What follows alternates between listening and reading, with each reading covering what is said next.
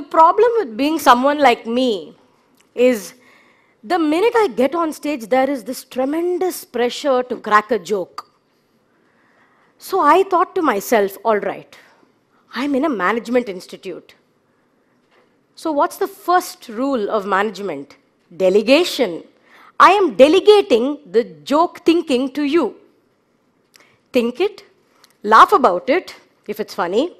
If it's not funny, don't blame me, because remember the second rule of management, blame it on someone else. Not bad, the joke worked. My father is an eminent actor of 30 years in the film industry. He is actor Mohan Raman, who has acted in several TV serials, thousands of countless episodes of TV serials, several hundred movies with prominent personalities like Rajinikanth and Kamal Hassan. He has done many movies even in the north, like Chennai Express, Golmaal, Azab Prem Ki Gajab Kahani, and so on. Now, this is not a talk about him. The reason I say this is because with his background, it is very easy to slap that Nepo kid label on me. I can promise you, no Nepo kid here. When I ask my dad, even jokingly, for a role, he tells me, I can barely get myself a role, where am I going to get you a role? I was like, okay. So, no nepotism here. Karan Johar is not calling me anytime soon for coffee with Karan. So let's begin my story. I just came here not to give you a motivational speech or tell you to pursue your dreams. Sure, those things are important. But I'm here to just share my journey with you, because it is not an ordinary journey of a girl, an actor who paved her way and, made her own path for herself. It definitely has a couple of twists and turns here and there, so please be listening. It all began in school. And in school, I remember these words such as trigonometry, algebra, geometry.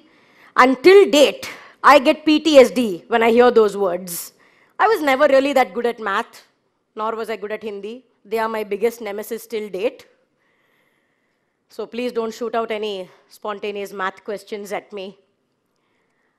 So I always had this urge to perform extracurricular activities, but unfortunately my school felt that the extracurricular activities would be rewarded if your academic performance was good. Till date, I still don't get the link. I tried relentlessly. I was sent to remedial classes to correct my math. After remedial classes, when I came home, I thought my day was over. No, I went to tuition to correct all the mistakes of remedial class. So basically, I was just being yelled at by different people throughout the day. Fortunately, my parents did a sensible thing and shifted schools to one that was a little less demanding. And in that school, I became cultural secretary for 2 years in a row. That was great news, because what that meant was I could wear the badge, go representing my school with school's permission, do my extracurricular activities that I was good at, and win the school a name without attending class. So it was a win-win. That's when I started blossoming. That's when the introvert came out of her shell and started becoming a little bit more outspoken, a little bit more open to conversations. Because by then, my self-confidence was completely crushed, because all I was told was, you're not good at maths, you're not good at studies, you're not good at math. In college, I started the theater group and with a bunch of others, and we toured India, Bangalore, Delhi. We went everywhere and performed and won the college many accolades. And it was in college that I actually received a very unexpected phone call. This phone call in my 3rd year of college was from my theater director of many, many years. I had joined the theater group when I was 13 years old because I kept asking my dad, Dad, everyone in April and May are going for summer vacations. Take me also for one. But Dad couldn't, because he simply said, if I take you for a summer vacation, the 3 TV serials I'm acting in will run a lorry over me. Not in reality, but in the show. They would basically kill him off if he took a day off. And that was unfortunate. So I was browsing through the paper and I came across a workshop for theater when I was 13 years old. Enrolled, and I was with them for 10 years. And we did several ticketed performances for the public on stages much like this one. That theatre director called me 10 years later in college and said, "There's an audition call." I said, "For a play? Sure, let's do it."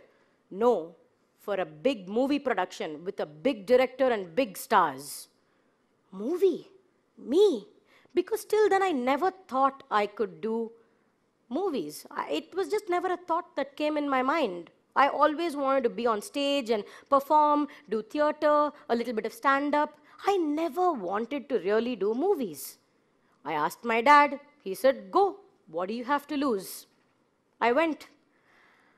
In the theatre which I performed in, I was so confident. I would deliver soliloquies without even thinking twice. But when I went for this audition, here's when you would think I aced it. The theatre artist in me came out. I killed it in one take. I didn't. I flopped majorly. I was stuttering, stammering for words. I didn't know what was happening because the bright lights, the camera, the assistant director saying action, all this overwhelmed me terribly. I came home sobbing and I told my dad I made a fool of myself. I don't even know why I went for that audition. He said, "Why? It's okay. Come, let's go through the script again. Tell them you want to come back and re-audition." I said, "Re-audition? That's very unheard of. I don't think I can do that." And he said, "No, just do it. Trust me. What do you have to lose?" Fine. I called them up and I said, "Hi, I'm sorry if you have not booked anyone else right now. Could I please run back and re-audition if you have not sent the tape to the director?" And you know what they told me? They said, "You're in luck. The director has an upset stomach and can't watch your audition reel today. So we're sending it only tomorrow." I said, "Hold that. Do not send it. Delete it. I will come running and do another audition." And so I did it. I went and I literally came, saw, and conquered. I aced it in one take with utter confidence. Thank you. All because I decided to take the plunge and do a re-audition which not many people would want to do. The director the next day saw my tape, saw 10 seconds of the 3-minute performance I did and cast me instantly, and that's how I got my debut, Neethaane En Ponvasantham, with Gautham Vasudev Menon, Samantha, and many other actors. It was a bilingual, so I decided to just do the Tamil version because doing Tamil itself was a big thing for me back then. I can't do other languages and all that. The director, Gautham Vasudev Menon, sir, throws a bomb at me on the 3rd day of shoot saying, "The Telugu actress who's doing your role quit. You need to perform her part as well. Otherwise, the whole shoot it's just going to be on a standstill till we find another actor." I said, "Me? Performing Telugu? I can barely speak Tamil." At that point, I was not very good. So I was telling him, "I can barely speak Tamil. How do you expect me to speak a language I don't even know A, B, C, D, 1, 2, 3 of?" He said, "Don't worry, we will manage it with a dubbing artist. Just come and just do ba ba ba ba ba, do something and we will manage." I was like, okay. Shoot got over. We shot for a couple of months. I performed in Tamil and Telugu. I dubbed in Tamil for myself. And then here's the third twist in this movie. This movie seems to be giving me a lot of twists. The director comes and tells me, "Vidyu, I'm extremely unhappy with the Telugu dubbing voice on you. You can come and take a look for yourself," and he projects it on a screen. There was completely no sync with my body language and with the Telugu dubbing artist's voice. It just didn't match. What are we to do now? He said, "Dub for yourself in Telugu." Dubbing in Telugu? Do you want the entire Telugu industry and film fraternity and families of Telugu speaking people to make a fool of me? Do you want them to make fun of me? He said, "No, just do it. It's fine. It'll be okay." He was as relentless as the teachers who sent me for remedial class. And that's when I sat with he dedicated a dialect coach to sit with me for 3 full days and dub the entire movie in Telugu with the correct pronunciations. And he said it'll be done in 3 days. I did it in 1.5. I didn't think that would happen. It was a surprise to myself as well. After the movie released, I was biting my nails. I didn't know what people would think, how they would accept my performance. Literally, I was watching the movie like this. I was so embarrassed to see myself on screen, let alone talking in Telugu. The next day, I get a call from a very big director in Hyderabad saying, "Hi, loved your performance. And you know what I loved more? Your Telugu dubbing." My Telugu dubbing? No, you must be mistaken. He said, "No, I loved it. In fact, I want to cast you in my next movie with Junior NTR, but under one condition. You dub for yourself." I was like, "What? Seriously?" I did it, and I dubbed for myself. That comedy scene apparently on YouTube has 15 million views. And I was shocked because I just didn't understand why people were liking me, why people were liking my accent, why were they liking my performance. And that's when I realized maybe this is happening for a reason. Maybe this is all happening because I probably must be good at something I'm doing. I just didn't have the confidence to accept it. And ironically, all these events opened a brand new chapter in my life called Telugu cinema, which has given me, honestly, a bigger name there than here with 80 plus movies. And I wouldn't have done it if I hadn't taken the leap and dubbed for myself. Because the only thing people talk about in my Telugu cinemas is, "We really like your voice, we really like your modulation, we really like your accent." And that was a negative for me. But that negative turned into a positive. And I least expected it. You may be wondering, Vidyu, did you always want to do female, did you always want to be a female comedian? Did you always want to be a comedian in movies? Was it planned? Has anything I have said so far sound planned? I can promise you it was not planned. I just love doing comedy. I did a lot of comedy in theater. And I love making people laugh. Every time you guys giggle, it makes me really happy. You can giggle now. But I just simply loved doing comedy, and it just happened that I became a comedian. I don't like to admit it, but unfortunately, I fit the bill back then for a comedian. Because imagine this plus 20 kgs. That was me in 2012. So it was always very easy to cast the chubby, overweight girl, do a bunch of jokes on her size, do a lot of body shaming. I was the subject and target of a lot of body shaming. And it upsets me because back then I couldn't speak out. I couldn't say, "This doesn't feel right, this doesn't sound right." Because I was too junior. And I just couldn't, I didn't have the courage to speak up. But today, as I grew in stature, I am able to have a conversation with directors, heroes, actors, and producers and tell them, "Sir, can we maybe delete this dialogue? It doesn't sound right." Because it's high time comedy evolves. It's high time comedy evolves to more than just shaming a person for their physical appearance, for their size, for their color, for their height. Let's mature in comedy. Let's evolve and grow in comedy. With that evolution in 2019, something switched in me, and I started to take my health seriously. I started to lose weight and get fit. I started to take my life personally a bit more seriously, because till then I was only concentrating on my movies and on my career. I wasn't concentrating on myself physically or mentally.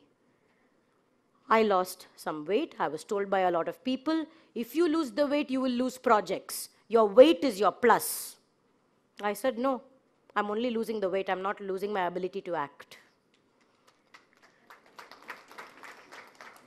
I want to thank certain people in the industry for kind of breaking me in that stereotype of that comedian. People like Mr. Dhanush, who directed me in a movie called Pa Pandi. He gave me a very, very emotional role, which involved being a villager speaking in a Madurai slang of Tamil, which was a challenge by itself for me. People like Mr. Santhanam cast me in a movie called Inime Ipdida, where I play a wonderful cameo in the last 15 minutes of the movie. And that was a very heart-wrenching performance with a very powerful social message. It brought tears to many people's eyes in the theater. And these performances, even though years from now, when I look back at them, it made me feel so wholesome as an actor. I am not just a comedian. Don't label me as a comedian. I am a performer. I am an actor. Do not put yourself in boxes. Know that you are capable of doing so much more. And that's exactly what these wonderful gentlemen and women in the industry did to me and broke me out of my shell. Once I finished doing all these movies and once things were, really going in different ways, I began to feel a bit lost. I began thinking, what exactly am I doing? And till date, I am evolving. I am evolving physically, mentally, and even career-wise. You may have seen me as a host in Amazon's Comicstan Tamil. That was a whole genre by itself, to perform stand-up comedy in front of a live studio audience, but being recorded. Or you may have even seen me last year in one of the most watched Tamil comedy cooking shows. That's right, comedy cooking shows, Cook with Komali Season 3. That opened avenues for me in the world of television, and I became a household name overnight. I was not watched by just the theatre-going audience. I was watched by the audience that sat at home and decided to switch on the TV when it was 8 p.m. The point is, I put myself out there, I put myself in different avenues, and I told myself, do not follow one path. Try diverging, try going wherever you can. And you may ask me, so Vidyu, what's in store next? What's planned? Nothing I have done in my life has ever gone per plan. And that's okay. Because keep in mind, I'm standing here doing a TEDx talk as an actor in front of all you lovely people only because Gautham Menon sir had an upset stomach. Some may call it chance. I call it taking a chance. Just remember that. Some may call it chance, but I call it taking a chance, taking a leap of faith, making that extra phone call. Because why? You have nothing to lose. Thank you so much.